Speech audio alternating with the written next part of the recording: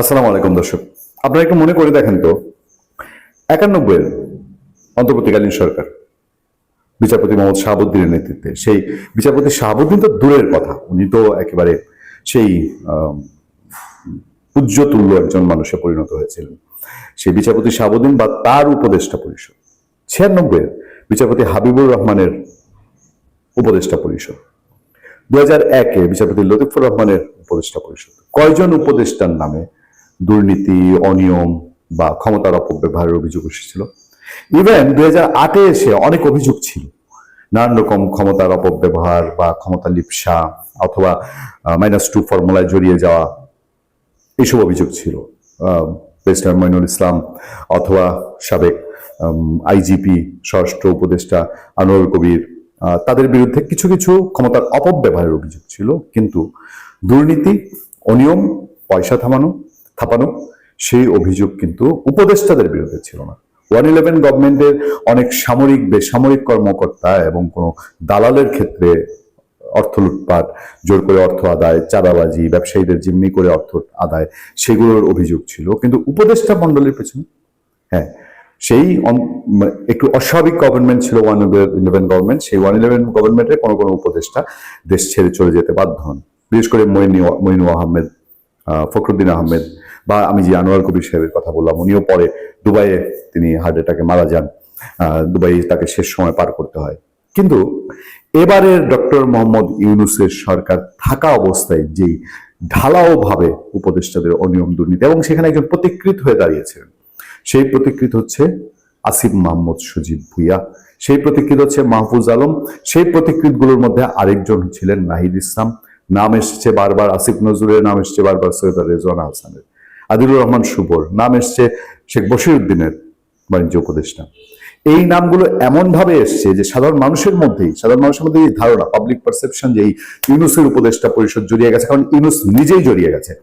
ইউনূস তার নিজের স্বার্থে গ্রামীণ ব্যাংককে এস্টাবলিশ মানে গ্রামীণ ব্যাংক আরো ফুলিয়ে ফেঁপিয়ে ব্যবসা বড় করার জন্য যত অনৈতিক সুবিধা নেওয়া প্রয়োজন রাষ্ট্রের কাছ থেকে সেই সুবিধা নিয়েছে। এবং এইটারই যে একটা স্রোত, দুর্নীতির স্রোত ছিল, তারেক রহমানের উপরে নিশ্চিতভাবেই একটা সাংঘাতিক চাপ তৈরি হচ্ছে। তিনি যদি এটা ওভারলুক করে যান, তাহলে ইতিহাসের কাছে তাকে জবাব দিতে হবে। দেখেন, দুর্নীতির শত শত অভিযোগ সাবেক উপদেষ্টাদের বিরুদ্ধে। কি হয়েছে? ডক্টর মোহাম্মদ ইউনূসের নেতৃত্বে সদ্য বিদায়ী অন্তর্বর্তী সরকারের উপদেষ্টাদের বিরুদ্ধে শত শত দুর্নীতির অভিযোগ জমা পড়েছে। দুর্নীতি দমন কমিশন কার্যালয়ে দায়িত্ব ছাড়ার 1 সপ্তাহের মধ্যে উপদেষ্টাদের বিরুদ্ধে এসব লিখিত অভিযোগ জমা পড়েছে। দুদকের একজন দায়িত্বশীল কর্মকর্তা জানান, যে হারে অভিযোগ আসছে তাতে মনে হচ্ছে অভিযোগের রেকর্ড হবে। অধিকাংশ অভিযোগকারীর নাম প্রকাশ করেনি, তবে কয়েকটি অভিযোগকারীর নাম পরিচয় উল্লেখ করেই লিখিত চিঠি দিয়েছেন। বাংলাদেশ প্রতিদিন একদম সবিস্তার রিপোর্ট করেছে। সেই সূত্র ধরে বলছি, দুদক সূত্রে জানা গেছে, দুদক অন্য সব অভিযোগ যেভাবে যাচাই করে এসব অভিযোগও একইভাবে যাচাই করা হবে। এদিকে ট্রান্সপারেন্সি ইন্টারন্যাশনাল বাংলাদেশ নিয়ে টিআইবি নির্বাহী পরিচালক ডক্টর ইফতেখারুজ্জামান বলেছেন, কেউ আইনের ঊর্ধ্বে নয়, অভিযোগ তদন্ত করে সত্যতা পাওয়া গেলে অবশ্যই তাদের বিরুদ্ধে ব্যবস্থা নেওয়া উচিত। সূত্র জানিয়েছে, সাবেক প্রধান উপদেষ্টা ডক্টর মোহাম্মদ ইউনূস সহ প্রায় সব উপদেষ্টার বিরুদ্ধে দুর্নীতির অভিযোগ উঠেছে। আদ্যপান্ত পচা খুনে ধরা পাটপাড়ের দল। সাবেক প্রধান উপদেষ্টার বিরুদ্ধে একাধিক অভিযোগ জমা হয়েছে। এসব অভিযোগের মধ্যে উল্লেখযোগ্য হলো, গ্রামীণ টেলিকমের কর্মচারীদের গ্রামীণ ব্যাংকের কয়েকজন কর্মকর্তা ডক্টর মোহাম্মদ ইউনূস কিভাবে নিজের নামে একটি ট্রাস্ট করে গ্রামীণ কল্যাণ এবং গ্রামীণ টেলিকমের অর্থ আত্মসাৎ করেছেন তার বিবরণ তুলে ধরেছেন। এই অভিযোগে বলা হয়েছে, আয়কর ফাঁকি এবং অর্থ আত্মসাতের জন্য ডক্টর ইউনূস তার নিজের নামে একটি ট্রাস্ট গঠন করেছেন। চিন্তা করেন, 85-86 বছর বয়স, এক পা কবরে থাকার কথা এই সময়, এই লোক এত অর্থলিপ্স আপনার দেশটাকে কিভাবে ধ্বংস করে গিয়েছে।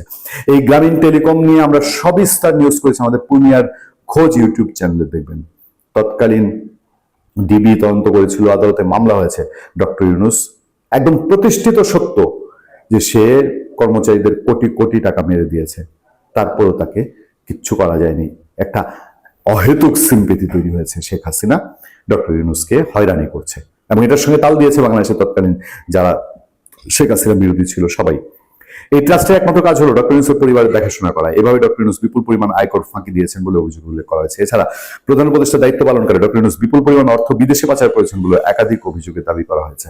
তার আশেপাশে এমন কিছু চক্র ছিল যা নিশ্চিতভাবে এগুলোর সঙ্গে জড়িত। সাবেক আইন উপদেষ্টা ডক্টর আসিফ নজরুলের বিরুদ্ধে দুর্নীতি, অর্থ পাচারের 1 ডজনেরও বেশি অভিযোগ জমা পড়েছে।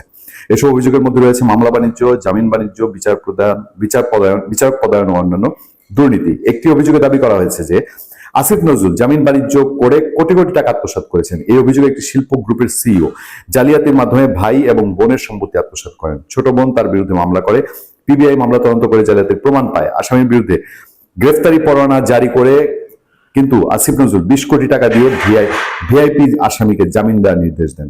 গান বাংলা টেলিভিশনের তাপস আলোচিত ব্যক্তিত্ব।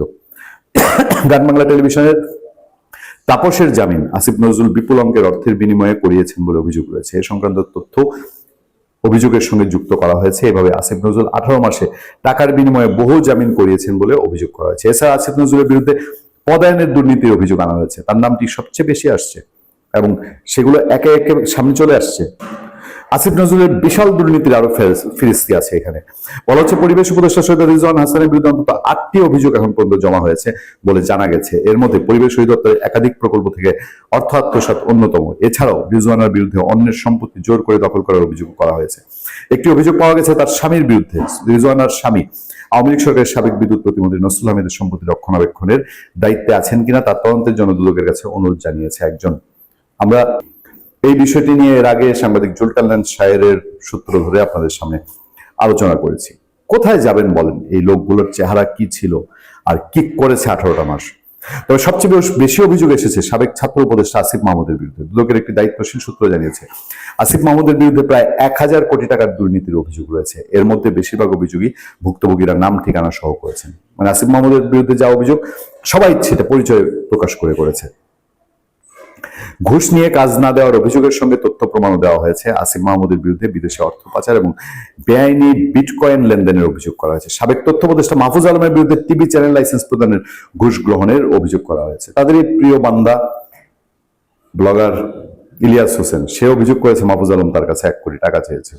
1 কোটি না 8 কোটি জানি না। এভাবে প্রায় সব উপদেষ্টার বিরুদ্ধে অভিযোগ জমা পড়েছে। দুদকের সূত্রগুলো বলছে এসব অভিযোগ তারা যাচাই বাছাই করবেন। যেসব অভিযোগের প্রাথমিক সত্যতা পাওয়া যাবে সেগুলো অনুসন্ধানের আওতায় আনা হবে। জানতে চাইলে ট্রান্সপারেন্সি ইন্টারন্যাশনাল তার বয়ান দিয়েছে। এই যদি হয় পরিস্থিতি, এই যদি হয় প্রেক্ষাপট, তাহলে এদের বিরুদ্ধে আমি বলছিলাম যে সার্বিকভাবে একটি কমিশন গঠন করা এবং পুরো 18 মাস অন্তর্বর্তীকালীন সময়ে তার অনিয়ম দুর্নীতি অপশাসনের একটি কাঠামো ভিত্তিক তদন্ত।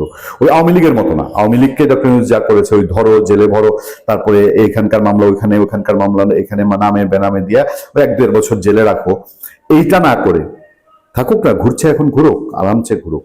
আগে সঠিকভাবে জাল গুছিয়ে এনে তারপর এদেরকে যদি একটা শিক্ষা দেওয়া হয়, ওই যে শেখ হাসিনা বলতো না যে পেছনের দরজা দিয়ে ক্ষমতা দখলের জন্য যদি একটা বড় শাস্তির ব্যবস্থা একবার করা যায় তাহলে বাংলাদেশে একটা সুখ আসতো। শেখ হাসিনা সরকারের পরিবর্তন প্রয়োজন ছিল, কিন্তু তার বলে এই ডাকাতকে এনে দুর্নীতির অথই সাগরে হাবুডুবু খাওয়া ইউনূস এবং তার সঙ্গীরা এবার দুদকের জালে দেশটাকে শাসন করে দেশটাকে সর্বনাশ করে একেবারে খাদের কিনারা থেকে একদম গহীন খাদে ফেলে দিয়ে গেল।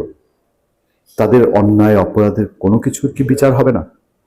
তবে আমি আপনাদেরকে একটা কথা বলে রাখি যে এই যে দুর্নীতি দমন কমিশনে ইউনূস সরকারের উপদেষ্টা এবং ইউনূসের নামে যে অভিযোগের ঢল নেমেছে, যে স্রোত নেমেছে, এই স্রোত, এই ঢলের মুখে মানুষের এই পাবলিক ইমোশন, পাবলিক সেন্টিমেন্ট এবং এইভাবে অবিচারের মুখে পড়া, অন্যায়ের মুখে পড়া মানুষের ন্যায় বিচারের জন্য বর্তমান যে দুর্নীতি দমন কমিশন আছে এই কমিশনের কাছে মোটেও আমি আশাবাদী না।